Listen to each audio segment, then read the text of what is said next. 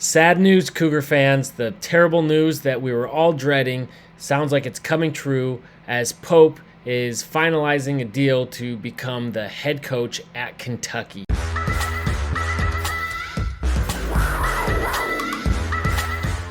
Welcome to Saturday's Warrior. I'm Trevor, and on this channel we talk all things BYU, Big 12, and conference realignment. But tonight we are focused on the fact that Mark Pope will be leaving BYU for his alma mater, Kentucky.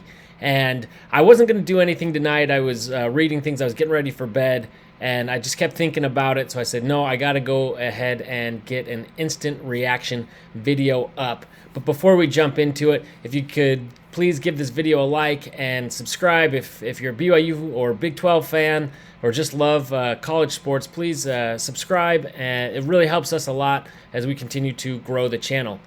Now, anyway, I am not completely shocked that Mark Pope is going to Kentucky. We all knew this was kind of a chance, especially when there was all the scuttlebutt about Calipari originally, leaving Kentucky. Then they said he wouldn't, and I actually wasn't too worried though, because it felt like it was at least a year too soon, and it felt like BYU was getting ready to. They had pieces coming together to have a really quality bounce back year next year after a disappointing loss in the first round in the NCAA tournament. It felt like, well, we've got more depth coming in next year. We got a lot of really talented young pieces coming in, Colin Chandler, for example, and felt like that was a really strong core to build around. You keep the bulk of the core and add in some new pieces, and you get Dawson Baker coming back and people like that who will be healthy and contributing at a meaningful level. So I was really excited, not necessarily saying, yeah, we got a Final Four team, but this is a team that can continue to come in and compete night in, night out in the Big 12 and, make some noise, hopefully in the tournament, make it at least a game or two. However, with Mark Pope leaving, now, let me finish this thought. Like I said, this is instant reactions, and this was late, but is now all that's in jeopardy with Mark Pope leaving. You have no idea how that's going to impact players, the existing players that may want to hit the transfer portal, some that may want to go with him, and others who, the recruits coming in. That that's always been a fear of BYU fans ever since Colin Chandler is committed. Is he changing his mind? Where's he at on all this? And now, right before he gets off his mission, to have the coach that recruited him leave, does that mean that he'll no longer have that same level of commitment to BYU? Maybe it depends on who the new head coach is. Or maybe he wants to go with Pope to Kentucky. I'm not as worried about that because I feel like the talent he'll be able to get recruiting at Kentucky will be pretty deep. And so I don't know how many players he'll take with him from BYU, but I guess that's always a possibility. And it's just a bummer. I don't blame him. Not only is it his alma mater, even if it hadn't been, this is a blue blood program and you get the opportunity to go. That is something you've got to take. And I don't think BYU fans blame him at all. It just does feel a little soon. They had Kentucky had their eyes on many head coaches, including Baylor's, who've won championships and things. And so it felt like it was just a little soon that Mark Pope was still building up to being at that blue blood level, even though he's shown he can have success at the highest level, playing and competing in the Big 12. So I think he makes a lot of sense. Kentucky fans are not excited from all the reaction that I've seen, and maybe they'll come on board. He'll get there. He's got one of those personalities that just gets people to gravitate towards him, and I think Kentucky fans that have been fans for a while, remember his playing days and love him and for that. But I think it's the same thing, is that it just happened so quick. When there were other coaches that they were reaching out to, it felt like this was pretty sudden, and I agree. I'm not completely surprised that Kentucky got to this point. It's just how quickly in the hiring process, and especially with it being, again, I felt like if Calipari had left after next year, who knows how the season would have gone with Mark Pope sticking around.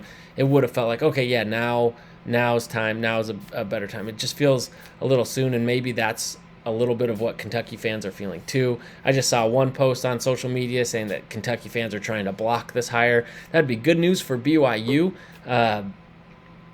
And maybe bad news for them. I don't know. I think he'll come and exceed their expectations, and being able to do a little with a lot. Of course, there's always that fear of getting locked in on head coaches that from an alma mater who have had success at a smaller program and moving up. I think of Frost from going from UCF to Nebraska, and that was an utter failure. And I'm not saying that will be the case with Pope, but always hiring someone from your alma mater does not necessarily make it a good hire. So I guess I understand their reluctancy, but I think BYU fans feel like Kentucky's getting a great coach, and we're going to miss our coach. BYU fans are sad. Kentucky fans are disappointed. So we'll see. He certainly was a good fit and a great head of the and face of BYU's basketball. So he will be missed. But I don't blame him at all. I think of someone like Jackson Robinson, who for whatever reason was considering coming back to BYU for another year when he has some draft stock. Seemed ridiculous, but I feel like with Pope going, again, maybe it depends on who replaces him. Maybe it's an assistant, maybe it's another coach he's familiar with, but I assume he's gone, which I kind of did anyway. So anyway, I guess that's most of my instant reaction is just it stinks. It happened quickly. I wasn't expecting it quite so fast if it were to happen. I knew that there were obviously a lot of coaches. Anyone would love to step into that position at a blue blood program like Kentucky. So happy for him, though. I think that's ultimately his dream job and where he wanted to end up. It's a bummer for us. And now the big question is, who will BYU replace Coach Pope with? And I've read some things. I've been looking at it. I think the big one that comes to everyone's mind is Mark Madsen. And, he's kind of the big name LDS guy to come in and step in the shoes. But from what I understand, he just signed a 2-year contract extension and would have quite an expensive buyout. So that might be a roadblock. So there's some other candidates. But Adam and I actually already had some time scheduled to talk about BYU basketball and its future. And now I think we'll replace that with talking about, potential head coaches to replace Mark Pope at BYU and who we'd like to see and who we think would be the best fit. Although by the time we record, the way things are moving right now, we might already have a head coach in place. So TBD, but we'll continue to post on this and have more videos. So if you haven't already, please do subscribe, and so you can catch all of our content.